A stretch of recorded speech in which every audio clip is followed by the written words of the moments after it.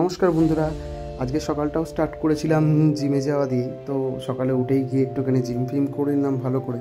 তো এরপরেই আবার কাজও রয়েছে, জিম থেকে গিয়ে বেশি সময়ও নিতে পারবো না।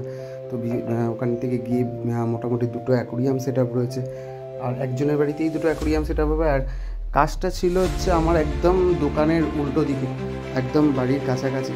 আর এই বাইরে বৃষ্টি হচ্ছে যেহেতু, অনেক কটা বাইরে অ্যাকোরিয়াম রেডি করা হয়ে গেছে, আর জায়গা নেই। এবার ঘরের ভেতরেও অ্যাকোরিয়াম তৈরি করছি খাটের ওপরে, আর কী করবো। আর এই অ্যাকোরিয়াম দুটো তৈরি করেছিল মোগলি কালকে। তো ওইটাই আর কি, এটা সাম্প তৈরি করে একবারে অ্যাকোরিয়ামটা তৈরি করা হয়েছে, কারণ এখানে ক্যানিস্টার ফিল্টার লাগানোর মতন কোনো অপশান নেই। তো ওইভাবে একটু হার্ডস্কেপগুলো লাগিয়ে নিয়ে দেখে নেওয়া হচ্ছে। আর যেরকমটা আমরা এজেডের মিডিয়াটা ইউজ করি নেট ব্যাগে করে, অ্যাকচুয়ালি জিনিসটার দামটাও কম আর সস্তায় পুষ্টিকর যেটাকে বলা চলে।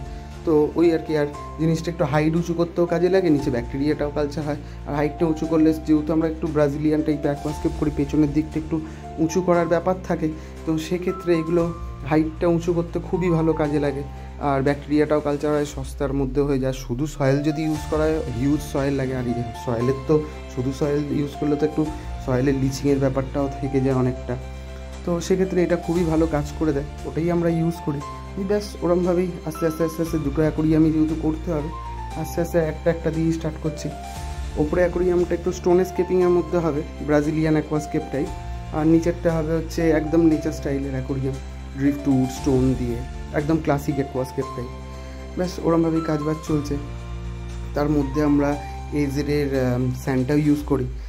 অনেক দামি দামি কোম্পানির স্যান্ড রয়েছে, বাট এটা হচ্ছে সস্তায় পুষ্টিকর স্যান্ড, আর লুকসও তো খুবই ভালো আছে, কোনো প্রবলেমও হয় না। এতগুলো ট্যাঙ্ক সেটআপই ইউজ করি, তাই যে এটাই ইউজ করি।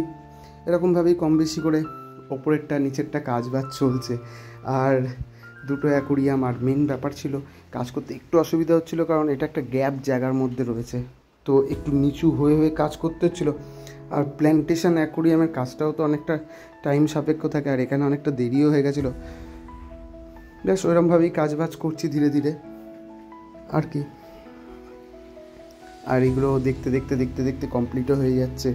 আর ওপরের দিকে যে প্ল্যান্টেশনটা রয়েছে, এবার ওই প্ল্যান্টেশনটার মধ্যে প্ল্যান্টিংগুলো স্টার্টও করে ফেলেছি।